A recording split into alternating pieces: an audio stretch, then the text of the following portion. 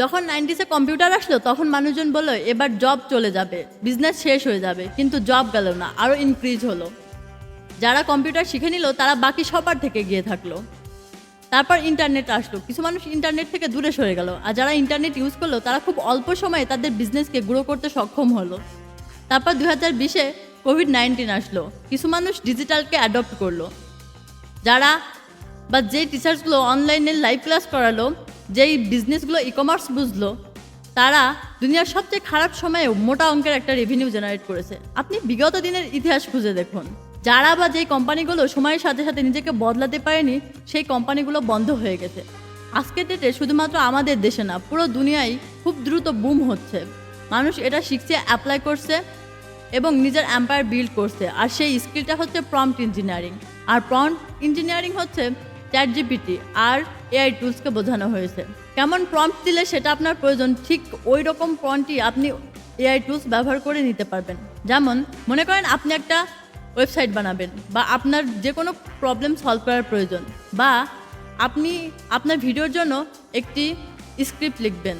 তো এই সব কিছুর পেছনে রয়েছে প্রম্পট ইঞ্জিনিয়ারিং। অনেক রিপোর্ট অনুযায়ী দেখা যাচ্ছে যে ফিউচারে প্রতিটা জবের ক্ষেত্রে বা প্রতিটা বিজনেসের ক্ষেত্রে মোস্ট ইম্পর্টেন্ট স্কিল হবে প্রম্পট ইঞ্জিনিয়ারিং। এই ভিডিওতে আমি দেখাবো কিভাবে আমরা চ্যাটজিপিটি ইউজ করে, রাইট প্রম্পট ইউজ করে একটি ওয়েবসাইট বানাতে পারি। সবার প্রথমে আমরা চ্যাটজিপিটি লগ ইন করে নেব। এবার সবার প্রথমে একটি ওয়েবসাইট বানাতে আমাদের কী প্রয়োজন? সবার প্রথমে প্রয়োজন একটি ওয়েবসাইটের অ্যাড্রেস, যাকে আমরা বলি ডোমেইন নেম। মানে মানুষজন আমার ওয়েবসাইটে কিভাবে আসবে বা কিভাবে পৌঁছাবে। যেমন amazon.com, google.com, এরকম আমাদের ওয়েবসাইটের নাম কি হবে? চলুন আমরা জেনে আসি চ্যাটজিপিটি থেকে। Give me 10 domain name suggestion for my website on finance. Example স্বরূপ আমি একটা ফাইন্যান্সের ওয়েবসাইট বানাবো, এবং ফাইন্যান্সের ওয়েবসাইট বানাতে আমাদের কি প্রয়োজন? একটি থিম প্রয়োজন।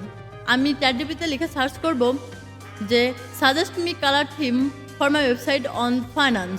এরপরে আমাদের কি প্রয়োজন? এরপরে আমাদের ফন্ট প্রয়োজন।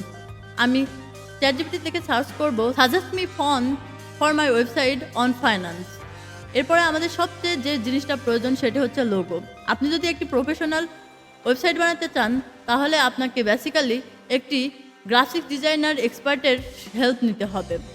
এভাবে আপনি সিরিয়াল বাই সিরিয়াল যা যা প্রয়োজন, যেমন outline, home page section, button section, একটার পর একটা গাইডলাইন নিতে পারবেন। আর এই গাইডলাইন অনুযায়ী আপনি একটি ওয়েবসাইট তৈরি করে ফেলতে পারবেন। এমনকি এই ওয়েবসাইটের একটি আর্টিকেল সহ আপনি লিখে নিতে পারবেন। আর্টিকেল লেখার জন্য আপনি যদি চ্যাটজিপিটিতে সার্চ দেন যে 200 words articles on my website on finance, লিখে সার্চ দেওয়ার সাথে সাথে আপনার 200 ওয়ার্ডের ফাইন্যান্সের ওয়েবসাইটের ওপর আপনার একটি আর্টিকেল লিখে দিবে। এখান থেকে এডিট করে কপি করে আপনি আপনার ওয়েবসাইটে গিয়ে পাবলিশ করতে পারেন। আশা করি আজকের ভিডিওতে আমি আপনাদের বোঝাইতে পারছি কিভাবে আমরা একটি ওয়েবসাইট তৈরি করব। আশা করি ন্যূনতম নলেজ আপনাদের হয়েছে কিভাবে আমরা চ্যাটজিপিটি ইউজ করে একটি ওয়েবসাইট বানাতে পারি। আমার ভিডিওটি ভালো লাগলে অবশ্যই লাইক, কমেন্ট এবং শেয়ার করবেন, এবং আমার চ্যানেলটি সাবস্ক্রাইব করবেন। দেখা হবে পরবর্তী নেক্সট কোনো ভিডিও নিয়ে। সে পর্যন্ত ভালো থাকবেন, সুস্থ থাকবেন।